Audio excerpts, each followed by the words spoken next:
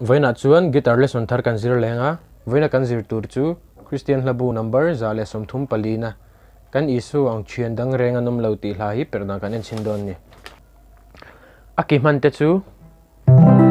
C F G A minor chuan athuno na hin D kan hmang bokang thian avars chu kal don ni kan Isua ang thian dang reng anom lo bakat ma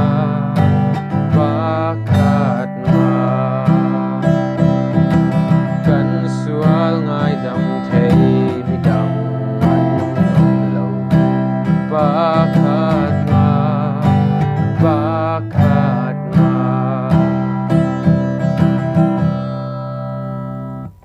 avars chu ti hian kan strum don ni C a khan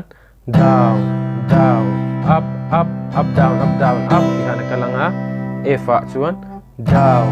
down down up ti hian kan lenga C a lut lenga C a chuan down down up up up down up ti hian kan lang down up up down up chuan G a lut anga G a khan down down up atiang down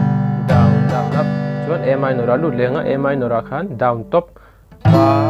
chuan G khat sia ma up down up ti hana kalang kan Isua ang thian dang reng anom lo bakat down up down up ti hana kalang chuan adot le po hi kaldanin ang chi a kan sual ngai dam thei mi dam anom lo bakat ma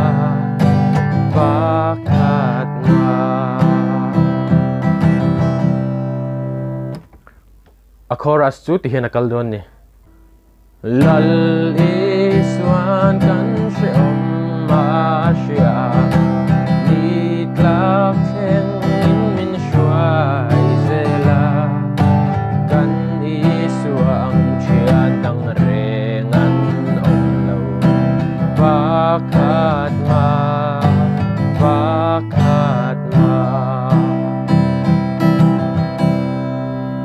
athunon tira khan ti hian kan strum ang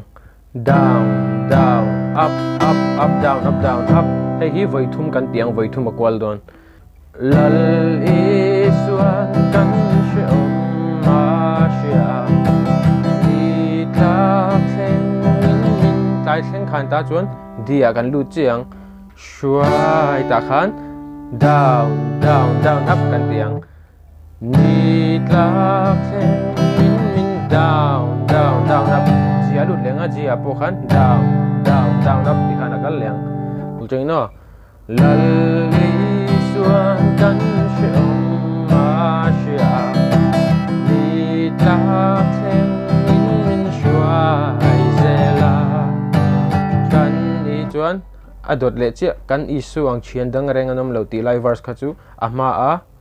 kan perdan chi a verse kan perdan ang chi khan kan kal le don ni kan Isua ang thian dang reng anom lo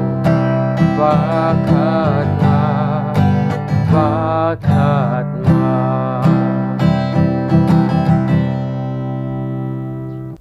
a verse dang le zong po hi a first verse le a first chorus kan perang chi khanin a chuak vek don ni khati jong kha tun chuma guitar lesson kan zir thei tu ni sela heka video hi chai ti a hlawkpui na chete tali lo nei ni chuan khongain min lo like in min lo subscribe ve don ni guitar lesson le peka kan in hole cheu don ni